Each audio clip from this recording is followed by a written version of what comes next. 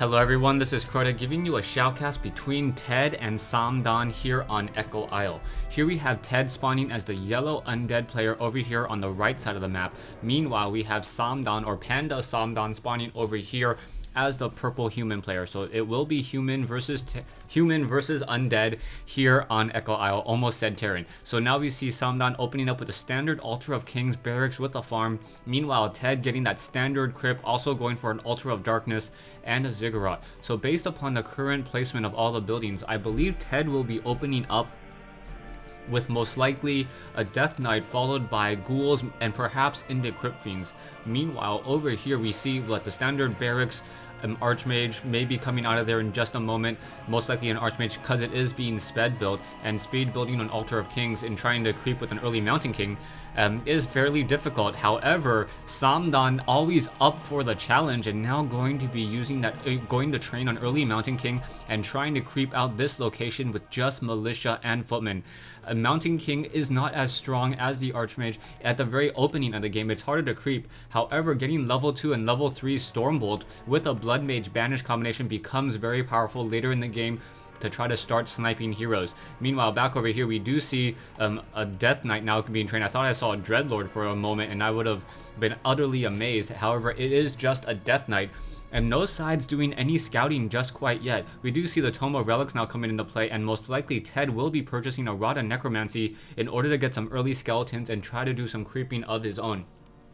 Now, so far, ghouls only being trained. Perhaps we will see a graveyard be placed up here in just a moment, as well as more and more of these trees get cleared away, and then the walking distance between these two locations start to increase even further. So now we see the Altar of Darkness nearing completion with that Death Knight, and the Death Knight should be moving out. Perhaps it's going to grab a Rod of Necromancy. No, not grabbing a Rod of Necromancy, as the Mountain King now trying to creep out this location here. We should be getting a Troll Shadow Priest in just a moment, and there we go. In comes that Troll Shadow Priest. The Shadow Priest now trying to heal up that Mountain King. Mountain King did get bashed a couple times, so it did take a good amount of damage, and now we see that the Mountain King is currently manually being healed, and now getting to level 2. We now get a pair up of Vitality, so that Mountain King, now sitting at 925 life, will be able to get a lot of damage out. Will the Death Knight be able to get off a Death Coil on anything is the key question, as this Death Knight now comes into position, and now the Death Knight deciding to pull back. Mountain King sitting at level 2 with a lot of hit points should be able to take a lot of Death Coils. You also have to remember that the Death Knight's Death Coil does not deal a full 100% damage to heroes, as the heroes have that natural hero armor. Now in comes the Death Knight, now did purchase a Rod of Necromancy, and now moving out with 2 skeletal minions as well. Perhaps wants to deal some damage over here, except Th000 quickly coming in over here to the north side of the map and now going after the Ogre Warrior camp. So the Ogre Warrior camp trying to make sure to take down these Troll Trappers first, which do have a higher DPS, and now in comes some skeletal minions. So those skeletal minions now coming into position here. Mountain King able to get off a couple more quick kills. Will it be able to get that Ogre Warrior? And now trying to look over here at this Death Knight. Death Knight may be trying to come in and try to, no, not going to be able to get a Death Coil steal off, as the Troll Shadow Priest, I believe, used a couple Abolish Magics in order to take down more of those skeletal minions. And now Th000 in a very, very dominant position so far, sitting on a level 2, almost level 3 hero. We do see more of these units now coming in, more skeletal minions trying to come in. However, the feedback damage or the anti-summoning does deal a lot of damage towards skeletal minions. So once again, we see the Mountain King making its way over. Perhaps we will get a Forest Troll Berserker as well in order to increase the DPS. There we go. Th000 now getting a DPS Berserker in that fight as well, maybe trying to also pick up another unit, and now in comes the fight over here. We do see some skeletal minions getting a nice surround, and now that Mountain King just a little bit away from level 3, going to be able to take down a couple of these other units here, as that Forest Troll Berserker may get focused down. It is a relatively low hit point unit, and now level 3 on that Mountain King. Not sure exactly what TeD can do so far. Oh, does get a kill steal off of one of those Forest Troll Berserkers, however, or sorry, the Troll Trappers, and looking to get another kill, and it does not look like he will be able to, as the Mountain King able to get a nice surround there. So that this one skeletal minion down to 19 hit points should be able to escape, as these peasants now pulling back once again. We do see that the Mountain King making its way towards the Death Knight. Death Knight over here trying to run away. Mountain King should be picking up a Boots of Speed and trying to sell that Ring of Protection, as the Ring of Protection is not nearly that useful. May try to sell the Claws too. Getting the Staff of Teleportation, no Boots of Speed, and also selling the 150 hit point Amulet as well. So a little surprised by that, deciding to sell. And now we see 2 Forest Troll Shadow Priests here, leaving all these units back. So now that Mountain King with that staff of teleportation and that 225 hit point bolt, will be able to come in and deal a lot of damage towards these acolytes here. We do see that we're at Halls of the Dead. So at Halls of the Dead, there is going to be a cold tower trying to come in, and now we're going into a slaughterhouse, Temple of the Damned, and it looks like it's going to be a Necrowagon build, as now we have a couple of skeletal minions trying to come into position here. We do see one guard tower being built as well, so that guard tower should be completed in just a moment as the Death Knight trying to put in a little bit more pressure. However, that Mountain King trying to come in, now going after ghouls instead of trying to go after acolytes. One ghoul will get taken down. Down it goes. Now forced to use a staff of teleportation to try to come home. And there we go. Now going to be healed up by this one troll shadow priest and going after these units now. So this Mountain King with a staff of teleportation did take a fair amount of damage. And now the Death Knight able to retreat. So the Death Knight trying to get a lot of harassment in was not able to. We do see Necromancer add-up training along with the Necromancer currently being trained. We should also be seeing a Lich being trained in just a moment. We are getting meat wagons into play, so those meat wagons will be able to pick up a lot of these corpses by this graveyard and then resurrect them. If we do not see any arcane sanctums, this will be definitely a problem, as Samdan will not be able to dispel magic against any of those units. Mountain King continuing the fight, able to take down some of these Forest Troll Berserkers, and in addition, this Ogre Mauler here needs to get some healing in. Arcane Vault needs to be built rather quickly, as well as we see one guard tower in this position. So Samdan's strategy most likely will just mine off of 2 gold mines as long as he can, stay here and try to just fill up his bank as quickly as possible, and then try to explode into 80 food. Meanwhile, TeD's strategy now is going to be try to catch up in that creeping race, and while teching additional necromancers as quickly as possible. You see there's a lot of necromancers here. The meat wagon already has a lot of corpses in its I don't know where it's being stored, but yeah, in its belly, or yeah, just trying to store up a lot of corpses there. And now the necromancers will should be able to start researching, or will be able to raise some dead in just a moment. As the Mountain King finally moving out, we do see that he has 2 scrolls of regeneration, and now Mountain King, Footman, and these Troll Shadow Priests now moving into position here. We do see the Death Knight now coming back with a lot of those necromancers and ghouls coming into play as well. We do see one obsidian statue now coming into play, trying to get off a death coil in order to heal up some of those acolytes, now trying to pull back as well. The Mountain King quickly getting a bolt off on an acolyte, and now in comes a Scroll of Town Portal trying to pull out, and there we go, pulling out of this fight here as he sees the Death Knight and a lot of ghouls and a lot of necromancers in play.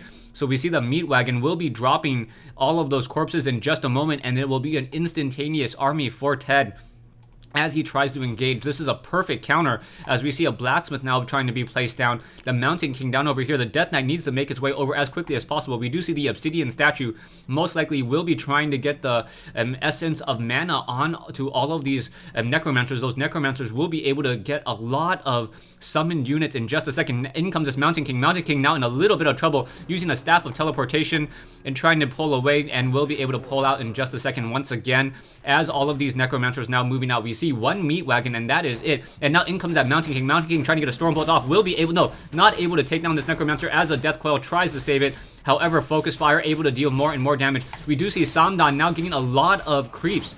A lot of mercenaries. So all those mercenaries helping out in this fight. The meat wagon trying to drop down all of those units, unable to. And now we should see even more and more units coming in, more and more necromancer units coming into play. Footman trying to run away. This one necromancer down to 42 hit points. Down it goes. However, there's a very, very large skeleton army coming into position here. As this fight moves out, we see a lot of skeletons.